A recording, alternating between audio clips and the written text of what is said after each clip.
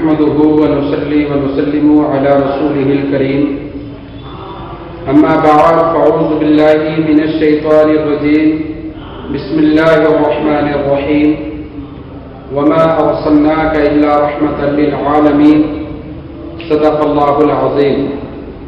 إن الله وملائكته يصلون على النبي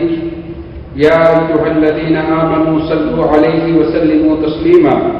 اللهم صل على سيدنا وشفيعنا ومولانا محمد وبارك وسلم کہ محمد سے وفا تو نے تو ہم تیرے ہیں، کہ محمد سے وفا تو نے تو ہم تیرے ہیں، یہ جہاں چیز ہے کیا لوح و قلم تیرے ہیں۔ محمد کی محبت دین حق کی شرط اول ہے، اسی میں ہو اگر خامی تو سب کچھ نامکمل ہے۔ اور محمد ہیں متاع عالم ایجاد سے پیارے، پیدر مادر برادر مال و جاں اولاد سے پیارے، وہ ہر عالم کی رحمت ہیں، کسی عالم میں رہ جاتے یہ ان کی مہربانی ہے کہ یہ عالم پسند آیا۔ حضرات، میں نے قرآن مجید فرقان حمید کی آیت مبارکہ کو تلاوت کرنے کا شرف حاصل کیا۔ اللہ رب العزت ارشاد فرماتا ہے وما ارسلناک الا رحمۃ للعالمین، اے محبوب ہم نے آپ کو تمام جہانوں کے لیے رحمت بنا کر بھیجا۔ جیسے کہ ہمارے رؤوف صاحب نے مجھ سے کہا کہ ہمارے نبی صلی اللہ علیہ وسلم محسن انسانیت تھے، کیسے تھے اس پر ارشاد فرمائیں، تو میں کہوں گا کہ ہمارے نبی صلی اللہ علیہ وسلم محسن انسانیت ہی نہیں بلکہ محسن کائنات تھے۔ اس زمین پر نبی کا احسان ہے، اس آسمان پر نبی کا احسان ہے، اس ستاروں پر نبی کا احسان ہے، اس چاند کی چاندنی پر نبی کا احسان ہے، سورج کی کرنوں پر نبی کا احسان ہے، دریاؤں کی لہروں پر نبی کا احسان ہے۔ نبی کا احسان کسی پر نہیں ہے، ہر نبی کا احسان سب پر ہے، کیونکہ وہ نبی صلی اللہ علیہ وسلم تشریف نہ لاتے تو نہ زمین ہوتی، نہ آسمان ہوتا، نہ سورج ہوتا، نہ چاند ہوتے، نہ چاند ہوتا، نہ ستارے ہوتے، نہ دریا کی لہریں ہوتی، نہ انسان ہوتا، نہ جنات ہوتے، نہ چرندے ہوتے، نہ پرندے ہوتے، بلکہ اللہ نے سب کو اپنے محبوب کے صدقے سے بنایا ہے۔ اگر مصطفیٰ نہ ہوتے، جیسے کہ مشہور حدیث مبارکہ ہے لولاک لما خلقت الافلاق، لولاک لما خلقت الارض، لولاک لما خلقت الجنہ، لولاک لما خلقت الملائکہ، اے محبوب اگر تجھے پیدا کرنے کا مقصد نہ ہوتا تو میں زمین کو پیدا نہ کرتا، میں آسمان کو پیدا نہ کرتا، میں فرشتوں کو پیدا نہ کرتا، میں کسی کو بھی پیدا نہیں کرتا۔ تو اللہ تبارک و تعالیٰ نے اپنے پیارے محبوب صلی اللہ تعالی علیہ وسلم کے صدقے سے کائنات کو پیدا کیا ہے۔ تمام احسان مانتے ہیں، ملائکہ کی جماعت نبی کا احسان مان رہی ہے، انبیاء علیہ السلام کی جماعت ہمارے نبی کا احسان مان رہی ہے، زمین مان رہی ہے، لیکن جو انسانوں کا معاملہ ہے، جبکہ ہم نے نبی کی زندگی کو دیکھا کہ جب نبی نے کوئی صفا پر کھڑے ہو کر اعلان کہا قولوا لا الہ الا اللہ تفلحوا، ایک اللہ کی عبادت کرو فلاح پا جاؤ گے، تو جو معاملات آئے ہم نے تمام دیکھے، لیکن نبی کی زندگی کا جب مطالعہ کیا مکے کے لوگوں نے، چاہے وہ کسی بھی مذہب کے ماننے والے ہوں، چاہے وہ یہودی ہوں، چاہے نصرانی ہوں، چاہے کافر ہوں، چاہے مشرک ہوں، کسی بھی مذہب کو ماننے والوں سے اگر پوچھا جاتا ابھی نبی نے اعلان نبوت نہیں فرمایا ہے، لیکن مکے میں شور تھا کہ عبداللہ کے گھر میں ایک بیٹا پیدا ہوا ہے جو صادق الامین ہے، اس نے بچپن میں بھی جھوٹ نہیں بولا، اس نے جوانی میں بھی جھوٹ نہیں بولا، اس کا کردار لاجواب ہے۔ میرے پیغمبر اعظم صلی اللہ علیہ وسلم 25 سالہ زندگی آپ مکے کی جب دیکھیں گے تو زندگی کا ایک ایک لمحہ ہمارے نبی کا لاجواب ہم کو نظر آتا ہے۔ اور جب حضرت خدیجہ الکبریٰ رضی اللہ تعالیٰ عنہ جو رئیس مکہ تھی، جن کے پاس بے شمار دولت تھی، مکے کے لوگ ان کے سامنے اپنی کاروبار کے لیے قرضہ لینے کے لیے آیا کرتے تھے، لیکن نبی اکرم صلی اللہ علیہ وسلم نے 25 سال کے ہیں، حضرت خدیجہ الکبریٰ 40 سال کی ہیں، ایسے عالم میں نبی اکرم نے، اور وہ اتنے خوبصورت تھے میرے مصطفیٰ جان رحمت۔ آج لوگ اعتراض کرتے ہیں کہ نبی نے اتنی شادیاں کیوں کی تھیں، میں ان سے کہوں گا کہ نبی نے جو شادیاں فرمائی اس میں اصول زندگی تھا، نبی نے جو شادیاں فرمائی اس میں ہماری عورتوں کو، ہم کو اپنی جینے کا سلیقہ تھا، نبی کو ضرورت نہیں تھی، نبی 25 سال کے تھے، لیکن نبی کے حسن کا عالم تو یہ تھا کہ اعلیٰ حضرت فرماتے وہ کمال حسن حضور ہیں کہ گمان نفس جہاں نہیں، فرماتے لمیاتی نظیروں کا فی نظر مثلے تو نہ شد پیدا جانا، کسی نے کہا بلغ العلا بکمالہ کشفت دجا بجمالہ حسنت جمیع خصالہ صلوا علیہ وآلہ، ایسے ایسے۔ اور اگر مدینے کی بچیاں دیکھیں تو کہیں طلع البدر علینا من ثنیات الوداع وجب الشکر علینا ما دعا للہ داعی، اس طرح سے میرے نبی کا حسن تھا۔ حضرت خدیجہ الکبریٰ سے پوچھو کہ نبی کی زندگی کیا تھی، نبی کے شب و روز کیا تھے۔ آج ہمارے گھروں کے جھگڑوں کو دیکھو، آج شوہر کتنا بھی فرما بردار ہو، آج شوہر کتنا بھی اپنی بیوی کا حق ادا کرنے والا ہو تو لڑائی ضرور ہوتی ہے، جھگڑا ضرور ہوتا ہے، چاہے وہ بیوی کسی امام کی ہو، کسی مفتی صاحب کی ہو، کسی بڑے متقی و پرہیزگار کی ہو، لیکن جھگڑے رہتے ہیں۔ لیکن نبی کی زندگی کو پوچھنا ہے، محسن انسانیت کی زندگی کے اصول کو اگر پوچھنا ہے تو حضرت خدیجہ الکبریٰ رضی اللہ تعالیٰ عنہ سے پوچھو کہ حضرت خدیجہ فرماتی ہیں کہ جب میں نے ان کی زندگی کے کردار کو دیکھا، جب میں نے ان کے تقوی کو دیکھا، جب میں نے ان کی سچائی کو دیکھا تو عالم یہ ہو گیا کہ میں نے ان سے کہا آپ میرے شوہر ہیں، لیکن آپ کو جس چیز کی ضرورت ہے یہ گھر آپ کا ہے، میری تجارت آپ کی ہے، میرا سونا آپ کا ہے، میرا زیور آپ کا ہے، یہ پورے گھر کی ایک چیز آپ کی ہے۔ حضرت خدیجہ الکبریٰ فرماتی میں نے جب اتنا کہا تو پیغمبر اعظم کی زندگی کا اصول یہ بنا کہ رسول اعظم صلی اللہ علیہ وسلم نے میرے تمام مال کو جو بھی غریب آتا اس کو دیتے ہوئے نظر آتے، اور عالم یہ ہو گیا میرے گھر کے سونے کا عالم یہ تھا کہ میرے گھر کے آنگن میں سونا رکھا رہتا تھا، اگر اس جانب کے لوگ اس جانب کے لوگوں کو نہیں دیکھ پاتے تھے، لیکن نبی نے غریبوں کو بانٹتے بانٹتے میرے گھر کا پورا سونا غریبوں کو بانٹ دیا۔ تو یہ نبی جو اگر پوچھو خدیجہ الکبریٰ سے کہ کیسے تھے آپ کے شوہر، تو حضرت خدیجہ الکبریٰ جن کے 2 شادیاں پہلے ہو چکی تھی فرماتی تھی میں نے محمد جیسا شوہر نہیں دیکھا ہے، وہ لاجواب شوہر ہیں، ان جیسا شوہر کوئی دنیا میں ہو ہی نہیں سکتا ہے۔ اگر سب سے پہلے اگر کسی انسان کو پوچھنا ہے تو اس کے گھر میں پوچھو کہ تمہارے باپ کیسے ہیں، تمہارے بھائی کیسے ہیں، تمہارا شوہر کیسا ہے، تمہارا بیٹا کیسا ہے، پوچھیں گے تو پتہ چلے گا۔ لیکن نبی کے کردار کو آپ پوچھیں گے تو خدیجہ الکبریٰ فرماتی ہیں میرے شوہر کا کوئی جواب نہیں، حضرت علی فرماتی میرے بھائی کا کوئی جواب نہیں، حضرت فاطمہ الزہرا فرماتی ہے میرے باپ کا کوئی جواب نہیں، حضرت حسن و حسین فرماتے ہیں ہمارے نانا کا کوئی جواب نہیں، اور صحابہ کرام کی جماعت کہتی ہے ہمارے امام کا کوئی جواب نہیں، ہمارے نبی کا کوئی جواب نہیں، ہمارے رسول کا کوئی جواب نہیں۔ اور مکے کے یہودیوں سے پوچھو تو کہتے محمد بن عبداللہ کا کوئی جواب نہیں، نصرانیوں سے پوچھو تو کہتے محمد بن عبداللہ کا کوئی جواب نہیں۔ یعنی پیغمبر اعظم کی زندگی کے اصول تمام سے آپ پوچھو، ہم نے بڑے بڑے لکھے ہوئے لوگوں کی زندگی کا مطالعہ کیا۔ میں نے پڑھا عیسائی پروفیسر تھے، انہوں نے اسلام کو قبول کیا، کس بنیاد پر آپ نے اسلام کو قبول کیا؟ کہا میں جس نبی کا کلمہ پڑھتا ہوں وہ نبی نے شادی نہیں کی ہے تو مجھے شادی کرنے کے بعد زندگی کا اصول کہاں سے لینا ہے؟ میں نے جب آخری نبی مصطفیٰ جان رحمت محمد صلی اللہ علیہ وسلم کی زندگی کو پڑھا تو ان کی زندگی میں مجھے پوری زندگی جینے کا اصول مل گیا۔ شادی کریں گے تو کیسی کرنی چاہیے، اس کے بعد بچوں کی کیسی پرورش ہونی چاہیے، پوری زندگی کا اصول ہمیں پیغمبر اعظم سے ملا۔ کوئی اگر مکے میں جب مصطفیٰ جان رحمت صلی اللہ علیہ وسلم نے اعلان نبوت سے پہلے ہو یا بعد میں ہو، جب بھی کوئی بھی مظلوم مکے کی زمین پر آیا اور مکے کے جاہلوں نے، مکے کے ظالموں نے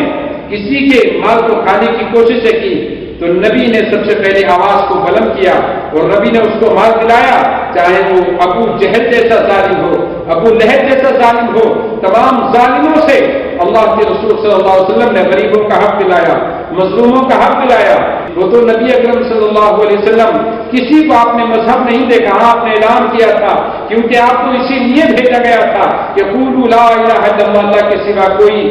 معبود نہیں ہے۔ یہ آپ لے کر آئے تھے، یہ آپ کے اوپر فرض و واجب تھا، لیکن آپ نے کبھی کسی کو ستایا نہیں، کسی کو مارا نہیں۔ مصطفیٰ کی زندگی کو پڑھو، آج ہمارے اوپر اگر کوئی ظلم کرتا ہے اور ہم چاہتے ہیں کہ اللہ ہم کو طاقت دے تو ہم بدلہ لیں اس سے اور ہم اس سے زیادہ اس پر ظلم کریں، لیکن پیغمبر اعظم کی زندگی کا دیکھو، طائف کے حال تھے کہ طائف میں میرے مصطفیٰ کو اتنا مارا کہ پورا جسم آپ کا خون سے لہو لہان ہو گیا۔ فرشتے نے کہا یا رسول اللہ آپ فرمائیں، اجازت دیں تو ان طائف کے پہاڑوں کو ملا دیتا ہوں، میں ان کو نشت و نابود کر دیتا ہوں۔ تو پیغمبر اعظم نے ایسے لہو لہان ہوتے ہوئے آنکھوں سے آنسو نکالتے ہوئے ارشاد فرمایا کہ میں دیکھ رہا ہوں ضرور یہ میری آواز پر میں جو کہہ رہا ہوں اس پر لبیک کہتے ہوئے آئیں گے۔ اے پہاڑوں کے فرشتے، میں تم سے کہوں گا کہ ان پہاڑوں کو حکم نہ دے۔ پتہ چلتا ہے کہ مصطفیٰ محسن انسانیت بن کر آئے تھے، ظالم ظلم کرتے تھے، لیکن مصطفیٰ ان پر پھول برساتے نظر آتے تھے، ظالم پتھر برساتے تھے، مصطفیٰ پھول برساتے ہوئے نظر آیا کرتے تھے۔ وہ محسن انسانیت، وہ انسان چاہے کسی بھی مذہب کا ہو، چاہے وہ یہودی ہو، نصرانی ہو، چاہے وہ کافر ہو، مشرک ہو، کسی بھی مذہب کو ماننے والے ہوں، نبی سب کے لیے تشریف لائے تھے۔ نبی چرندوں کے لیے آئے، نبی پرندوں کے لیے آئے۔ نبی تو عالم یہ تھا کہ حاتم طائی، اتنا بڑا حاتم طائی تھا کہ آج ہم بھی اس کو یاد کرتے ہیں کہ اس نے اپنے گھر کے 4 دروازے لگائے۔ اگر ایک مانگنے والا اگر چاروں دروازوں پر مانگنے آتا تھا تو حاتم طائی اس کی مدد کرنے کے لیے آتا تھا۔ لیکن تاریخ کے وہ راہ بھی ہمارے نگاہوں کے سامنے ہیں کہ جب اسی حاتم طائی کی بیٹی اور حاتم طائی کے بیٹے پیغمبر اعظم صلی اللہ علیہ وسلم کے سامنے آئے، آنے کے بعد دیکھا کہ حاتم طائی کی بیٹی برہنہ ہے، سر پر بال کھلے ہوئے ہیں، تو دوری سے اپنی چادر مبارک کو حضرت عمر فاروق اعظم کو دیا اور کہا کہ اس بیٹی کو اڑا دو، اس بیٹی کے سر پہ چادر نہیں ہے۔ اللہ کے رسول نے اپنی چادر دی اور حاتم طائی کی بیٹی نے چادر کو اوڑھ لیا۔ جب اللہ کے رسول نے پوچھا یہ کون ہیں تو صحابہ نے کہا یا رسول اللہ یہ حاتم طائی کا بیٹا اور بیٹی ہیں۔ اللہ کے رسول نے ان سے پوچھا تم کیا چاہتے ہو؟ کہا ہمیں اپنے گھر میں جانے کی اجازت دی جائے۔ اللہ کے رسول نے کہا ٹھیک ہے ان کو اپنے گھر بھیج دو، سواری کا انتظام کرو، ان کے پاس کپڑے نہیں تو کپڑے دو۔ اللہ کے رسول نے بھیج دیا۔ تاریخ کے اوراق بتاتے ہیں کہ پوری رات ہو گئی، حاتم طائی کی بیٹی کو نیند نہیں آ رہی ہے۔ صبح ہوئی تو حاتم طائی کے بیٹے نے بہن سے پوچھا بہن کیا ہوا؟ لگتا ہے تجھے نیند نہیں آئی ہے، تجھے کس چیز کا ڈر اور خوف لگ رہا ہے؟ تو حاتم طائی کی بیٹی نے کہا اے بھائی جان، اس نے روتے ہوئے آنکھوں سے آنسو نکالے اور کہا بھائی جان ہم جس اللہ کے نبی کے پاس کل گئے تھے نا، وہ پوری رات میں اس کو دیکھتی رہی، اس نے جو ہم سے محبت کی، ہمیں تو لوگوں نے کہا تھا وہ کلمہ پڑھنے پر مجبور کر دیتے ہیں، لیکن کل جب ہم ان کے سامنے گئے انہوں نے ہماری خاطر توازے کی، میرے ننگے سر کو انہوں نے اپنی چادر سے ڈھکا ہے۔ میں جانتی ہوں کہ ایسا نبی جب غیر مذہب کی بیٹیوں پر اتنا رحم کرتا ہے تو مسلمان بیٹیوں پر کتنا رحم کرتا ہوگا۔ کتنا بہترین وہ نبی ہے کہ ہمارے ذہنوں میں تو یہ ڈالا گیا تھا کہ وہ زبردستی کلمہ پڑھاتے ہیں، لیکن اب ذہن کہتا ہے کہ جس کا ہم چہرہ دیکھ کر آئے ہیں وہ جھوٹا نہیں ہو سکتا ہے، بھائی وہ سچا نبی ہے، چلو ہم اس کے پاس چلتے ہیں۔ اور تاریخ بتاتی ہے کہ حاتم طائی کی بیٹی اور بیٹا ایمان لے کر آ جاتے ہیں۔ تو یہ پیغمبر کی زندگی تھی، پیغمبر کسی مذہب کے لیے نہیں، پیغمبر پوری دنیا کے لیے آئے تھے۔ وہ محسن مسلمانوں کے لیے نہیں بلکہ وہ تمام کائنات کے لیے محسن بن کر آئے تھے۔ اگر کسی جانوروں کا عالم یہ ہوتا تھا کہ وہ ایک اونٹ چیختا ہوا، آواز نکالتا ہوا دوڑتا ہوا آ رہا ہے، صحابہ کرام نے دیکھا کہ اونٹ دیوانہ ہو گیا، اور آپ نے صحابہ کرام نے اللہ کے رسول کی چاروں طرف کھڑے ہوئے۔